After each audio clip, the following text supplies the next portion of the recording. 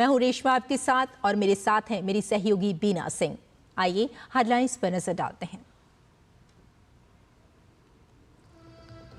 प्रधानमंत्री ने प्रयागराज में संपन्न महाकुंभ को बताया अमृत संकल्पों की सिद्धि का सबसे बड़ा माध्यम। लोकसभा में कहा, महाकुंभ के रूप में पूरे विश्व ने भारत के विराट स्वरूप के किए दर्शन।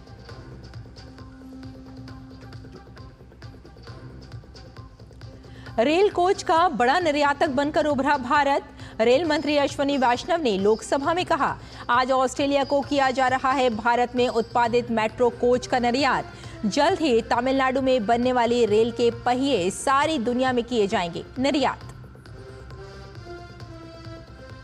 स्टॉक मार्केट में तेजी से खुशी से झूम उठे निवेशक। 14 दिन के बाद 1100 से अधिक अंकों की बढ़त के साथ 75,000 के पार पहुंचा सेंसेक्स। निफ्टी में भी 325 अंक का बड़ा उछाल। हमास के खिलाफ इजराइल द्वारा ताजा हमले में 400 से ज्यादा लोगों की मौत। इजराइल ने गाजा पट्टी में फिर से हवाई हमले किए शुरू।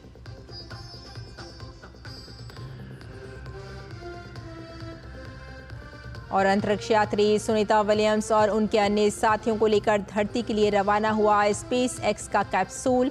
स्पेस क्राफ्ट के बुधवार सुबह 3:30 बजे के आसपास लैंड करने की संभावना। पीएम मोदी ने भारत आने का दिया न्योता।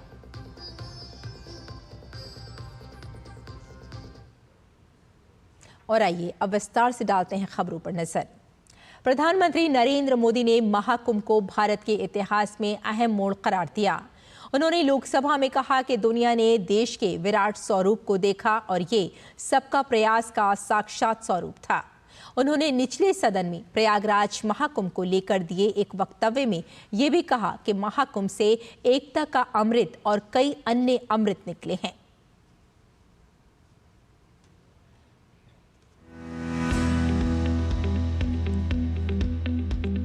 पूरे विश्व ने महाकुंभ के रूप में भारत के विराट स्वरूप के दर्शन किए। हमने करीब 1.5 महीने तक भारत में महाकुंभ का उत्साह देखा, उमंग को अनुभव किया।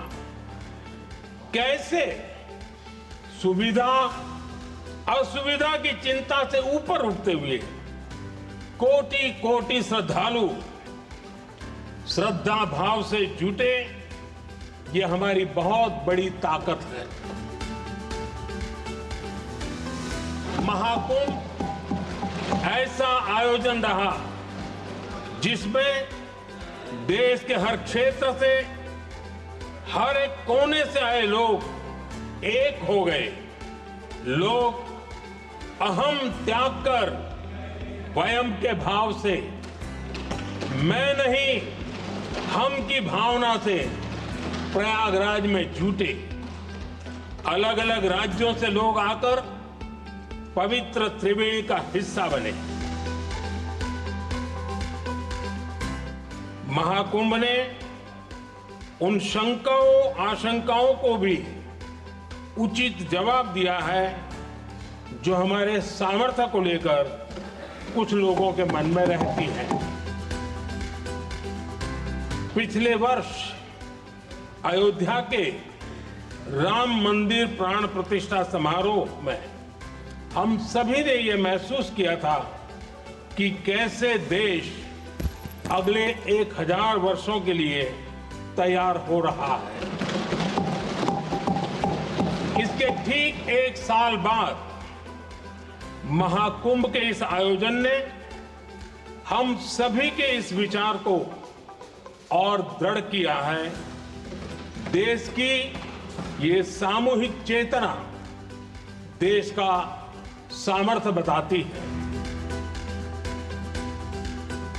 महाकुंभ में हमने देखा है कि वहां छोटे बड़े का कोई भेद नहीं था। ये भारत का बहुत बड़ा सामर्थ्य है। ये दिखाता है कि एकता का अद्भुत तत्व हमारे भीतर रचा बसा हुआ है। हमारी एकता का सामर्थ्य इतना है कि वो भेदने के सारे प्रयासों को भी भेद देता है।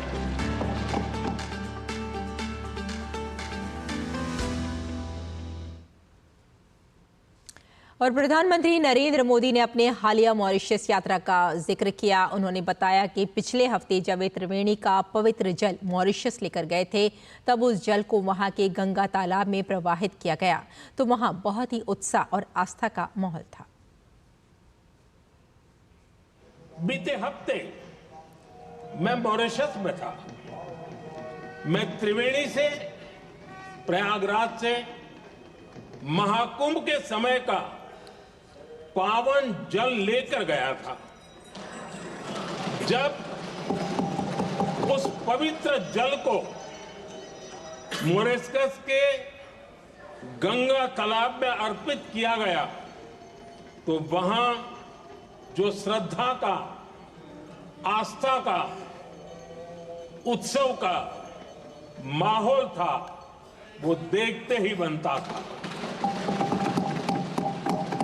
ये दिखाता है कि आज हमारी परंपरा, हमारी संस्कृति, हमारे संस्कारों को आत्मसात करने की, उन्हें सेलिब्रेट करने की भावना कितनी प्रबल हो रही है। रेल मंत्री अश्विनी वैष्णव ने रेलवे के अनुदान मांगों पर चर्चा का जवाब देते हुए कहा कि भारतीय रेलवे अपना पूरा खर्च अपने ही राजस्व से पूरा कर रहा है। उन्होंने बताया कि एक यात्री पर प्रति किलोमीटर ₹1.38 का खर्च आता है, लेकिन यात्री से इससे काफी कम किराया लिया जाता है। कोविड के बाद से करीब अब हर साल अपनी जितनी भी फाइनेंशियल रिक्वायरमेंट है, जितने खर्चे हैं वो रेलवे अपने ही रेवेन्यू से मीट कर पा रहा है। रेलवे का खर्चा पैसेंजर्स को ट्रैवल कराने में, 1 किलोमीटर ट्रैवल कराने में ₹1.38 का खर्चा होता है। इसके अगेंस्ट रेलवे टिकट जो लेती है वो मात्र 73 पैसे का होता है और इस टोटल डिस्काउंट का जो प्रमाण, जो वैल्यू है, क्वांटिटी है, वो है 60,000 करोड़ रुपए। रेलवे ने 2020 के बाद में पैसेंजर फेयर्स नहीं बढ़ाए हैं। राज्यसभा में वित्त मंत्री निर्मला सीतारमण ने मणिपुर बजट और मणिपुर पूरक मांगों पर चर्चा के दौरान मणिपुर के लिए विशेष घोषणाएं की। उन्होंने बताया कि वर्ष 2024-25 के लिए राज्य पूंजी निवेश विशेष सहायता योजना के तहत मणिपुर को 913 करोड़ रुपए दिए गए हैं। इसके अलावा राज्य के लिए 500 करोड़ रुपए का आकस्मिक निधि भी बताया गया है ताकि किसी भी आपात स्थिति में सरकार को तुरंत सहायता दी जा सके। Manipur, we have already given the special assistance for state capital investment, which is a 50-year interest free, which all states get. But however, last 2 years, they hadn't claimed anything under the 50-year interest free. Manipur needed it. So 913 crores are being given. Manipur as a state had never had contingency fund created for itself that helps them to meet with emergent situations. So we have created now a contingency fund for Manipur with 500 crores being given to them. Netherland की रक्षा मंत्री Ruben ब्रैकेलमेंस ने नई दिल्ली में रक्षा मंत्री राजनाथ सिंह से मुलाकात की। इस दौरान दोनों नेताओं के बीच आपसी हित से जुड़े तमाम अहम मुद्दों पर बात हुई।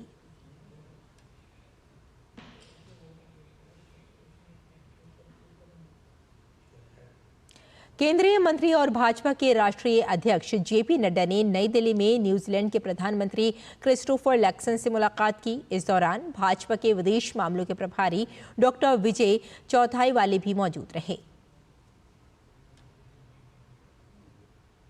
महाराष्ट्र के नागपुर में सोमवार रात भड़की हिंसा के बाद अब हालात काबू में हैं। एक्स्ट्रा फोर्स शहर में बुलाई गई है, साथ ही केंद्रीय पुलिस बलों की भी तैनाती की गई है।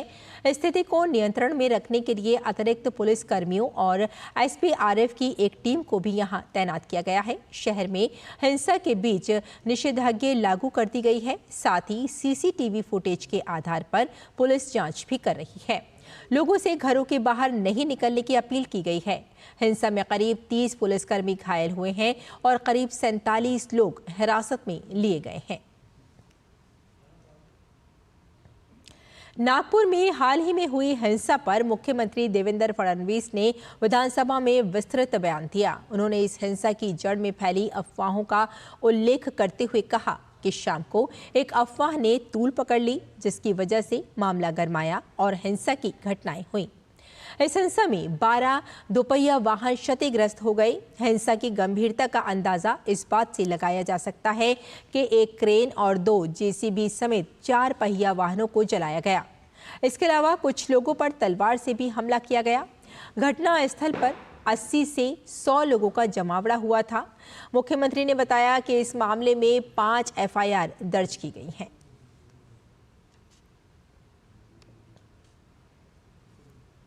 और बुलेटिन में यहां रुकते हैं एक छोटे से ब्रेक के लिए। जल्द हाजिर होते हैं। आप देखते रहिए TT news.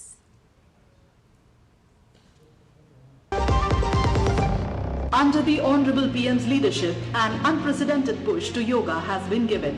Today, yoga is playing a significant role in enhancing health and wellness across the world. PM Yoga Awards are given in recognition to outstanding contributions by individuals and organizations to the field of yoga.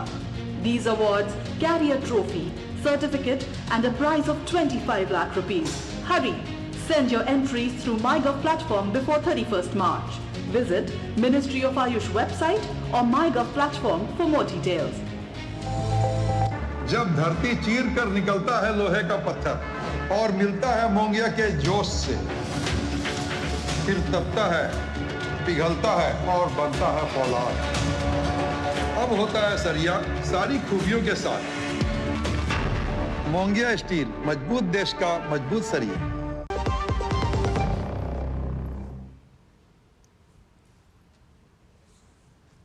Break के बाद एक बार फिर आपका स्वागत। आइए आगे बढ़ते हैं। पश्चिम बंगाल में पिछले कुछ सालों से हिंदुओं और उनके मंदिरों या देवी देवताओं पर अत्याचार की घटनाएं लगातार हो रही हैं।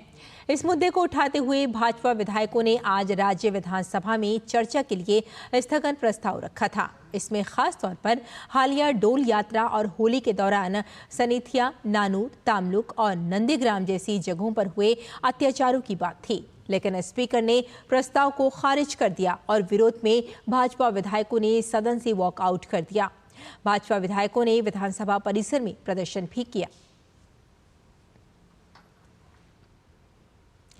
प्रवर्तन निदेशालय ईडी ने बेंगलुरु में अमेरिकी अरबपति जॉर्ज सोरोस के ओपन सोसाइटी फाउंडेशन के कुछ कथित लाभार्थियों और उससे जुड़ी कुछ संस्थाओं के खिलाफ छापेमारी की। प्रवर्तन निदेशालय ने यह छापा विदेशी मुद्रा प्रबंध अधिनियम फेमा के उल्लंघन से संबंधित जांच के सिलसिले में मारा। वहीं फेमा के तहत कुछ अंतर्राष्ट्रीय मानवाधिकार संगठनों से जुड़े लोगों सहित लाभार्थियों के परिसरों की तलाशी ली जा रही है। ये छापा ओएसएफ द्वारा कथित रूप से प्रत्यक्ष विदेशी निवेश एफडीआई प्राप्त करने और कुछ लाभार्थियों द्वारा फेमा दिशा निर्देशों का कथित उल्लंघन को लेकर है। भारतीय सेना ने 500 प्री फैब्रिकेटेड शॉर्ट चेसिस बसों की खरीद के साथ परिवहन बेड़े को मजबूती देने का काम किया है। सेना की परिवहन क्षमता को बढ़ाने के लिए रक्षा मंत्रालय ने 500 प्री फैब्रिकेटेड शॉर्ट चेसिस बसों के लिए Ashok Leyland defence system limited के साथ 197.35 करोड़ रुपए के अनुबंध पर हस्ताक्षर किए हैं। ये बसें उन्नत तकनीक और सुरक्षा सुविधाओं से लैस हैं, जो अत्यधिक उबड़-खाबड़ पहाड़ी इलाकों में परिचालन करने में सक्षम हैं। इन बसों के आने से भारतीय सेना की परिचालन क्षमता को मजबूती मिलेगी।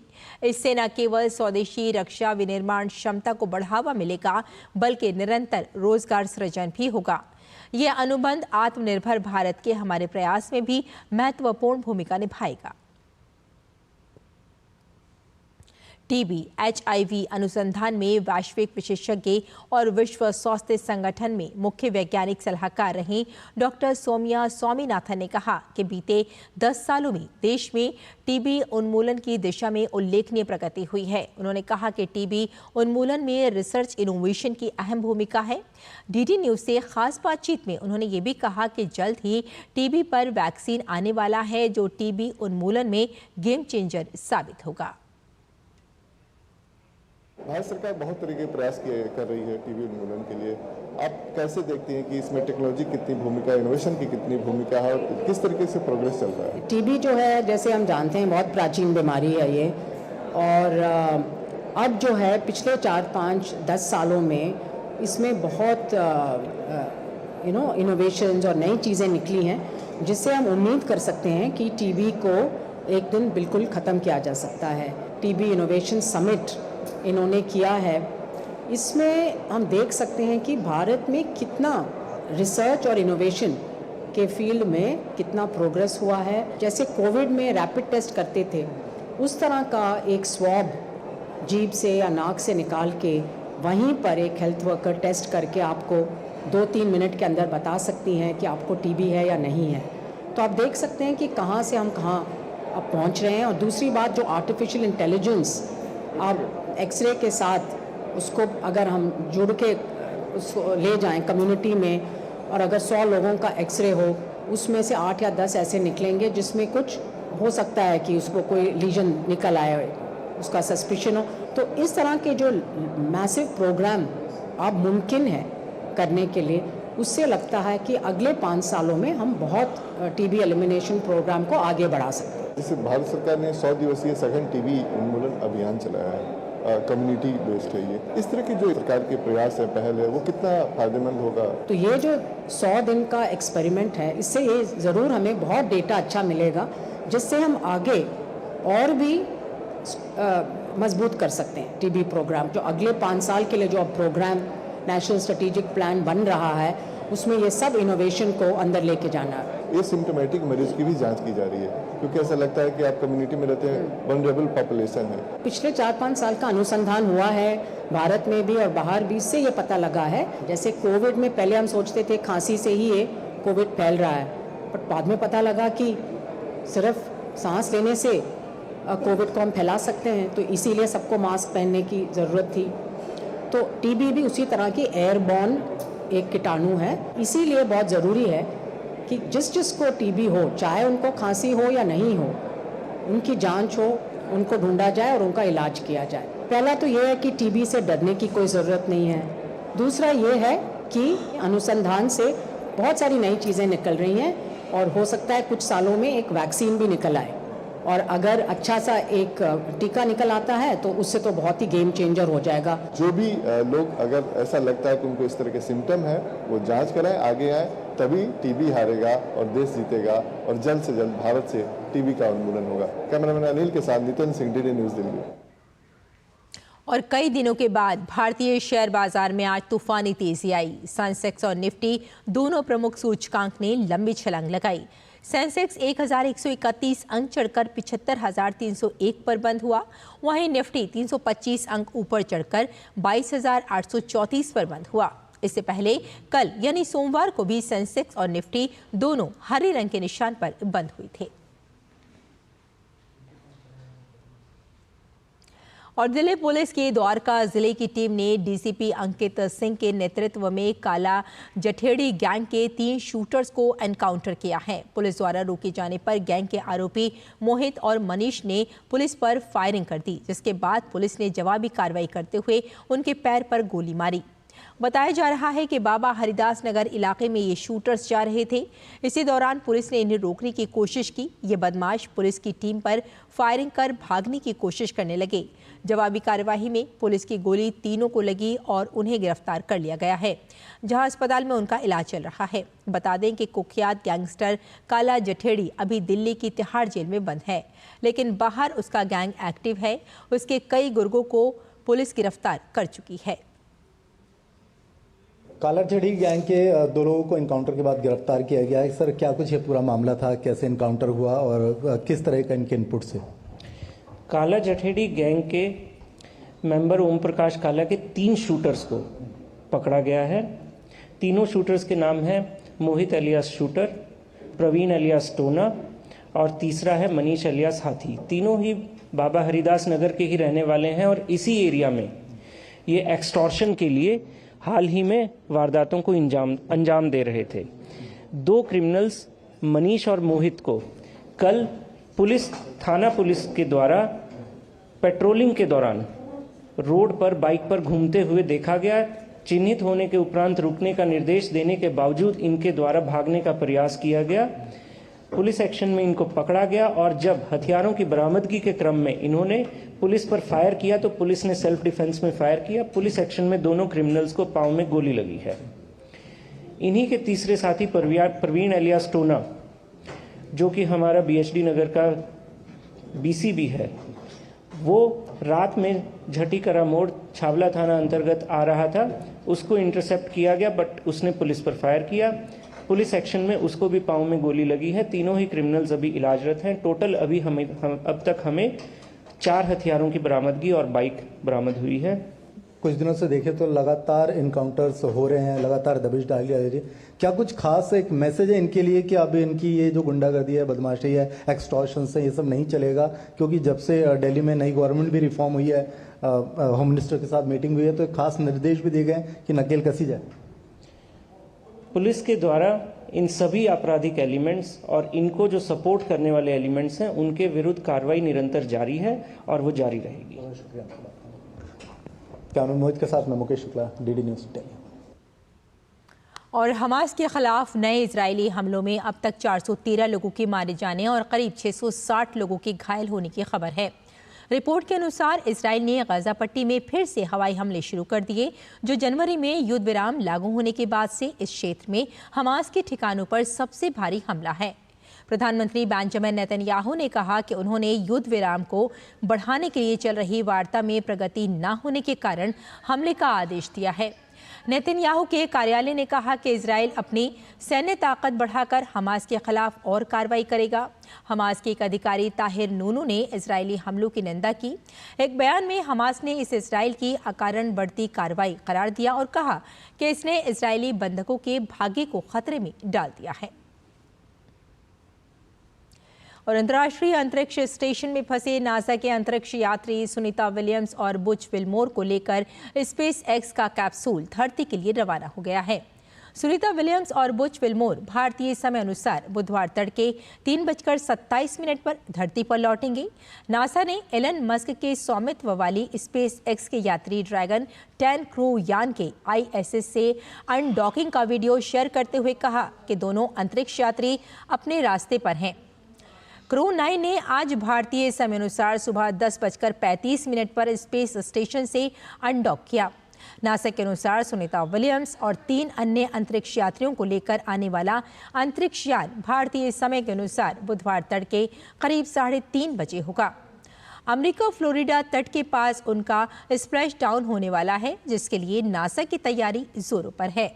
नासा ने स्पेस एक्स क्रू 9 के इंटरनेशनल स्पेस स्टेशन से पृथ्वी पर लौटने की लाइव ब्रॉडकास्टिंग शुरू कर दी है।